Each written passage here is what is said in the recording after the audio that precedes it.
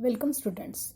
Today we will see the important points from the human reproduction chapters which are very much necessary to prepare for NEET exams.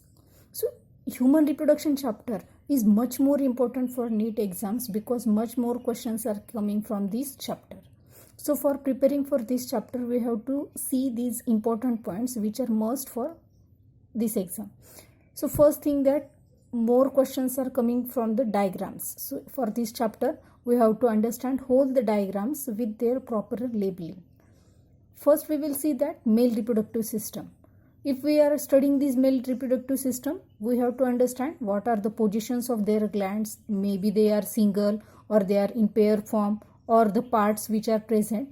All these things we have to consider while studying for the male reproductive system.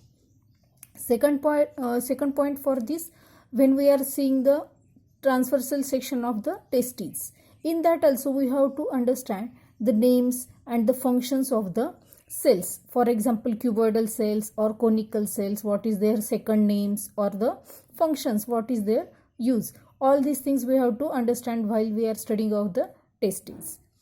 Next thing is about the female reproductive system. While studying this system, we have to study all the layers which are there, inner layer, second layer or outer layer, that all these things. Then the fallopian tube, that sequence of the parts, which is first part ampulla or where is isthmus present, all these are much more confusing parts for some students. So we have to understand this fallopian tube sequence also, which are the parts. Again, where is the site of fertilization and where is the site of implantation, this is also we have to study for this while we are studying about the female reproductive system.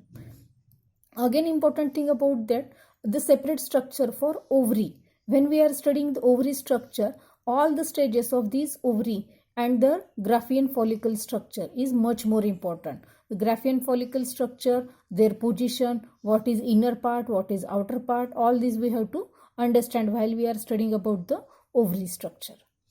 Then important thing about that, menstrual cycle, much more important part from whole this chapter because it is based on the sequence. These menarche or menopause concepts also related with this menstrual cycle. So we have to understand this also, and the 4 phases, that graph. This graph is much more important because so many times this graph was asked in the exams. So the hormonal changes and these 4 phases or the level of hormones, how they are working, which hormone is much more important, which is lower in form, all these we have to clear that concepts. Next thing about that, the spermatogenesis and oogenesis. These two are also much more important because the diagrams of the spermatogenesis, the stages of spermatogenesis, then oogenesis, all are also we have to study and we have to clear the concepts.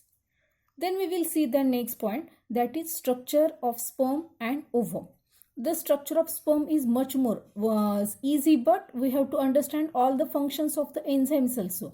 Sometimes questions may ask about that enzymes, how they are functioning or what are the parts of the sperms and all these things. And ovum also. Ovum is also important for the exam. Okay.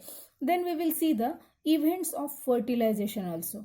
While we are preparing for the exams, we have to study which type of questions may asked on the fertilization point. So they are they are giving all the events of the fertilization, but they are mixing that. So we have to write the proper sequence. If we know the events, how first event is occurring, second, third, then we will easily solve the MCQs. So we have to understand the events of the fertilization also. Okay.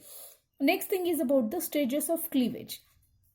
This is also much more important point because so many stages are there. Morula, blastula, which cell is there, which cell stage is called which name. All these things are confusing. So for the stages of cleavage, morula, blastula or 16 cells, 64 stage cells, all these we have to study again and again. Then last point about this chapter is that developmental changes in embryo. Then in the pregnancy time or all the events of the pregnancy time, gestation period, we know that there are different changes occurring in the embryo. So what are the monthly changes in a few days or a few weeks? How many these changes are occurring? We have to understand then. For once we know that all the changes which are occurring in the embryo, then we can easily give the questions related with that MCQ. So students, all these are much more points, important points for revision of this human reproduction. So do like this human reproduction chapter, all these concepts we have to clear, then definitely you will score much more good points or good marks in the NEET exam. So best of luck for all of you. Thank you.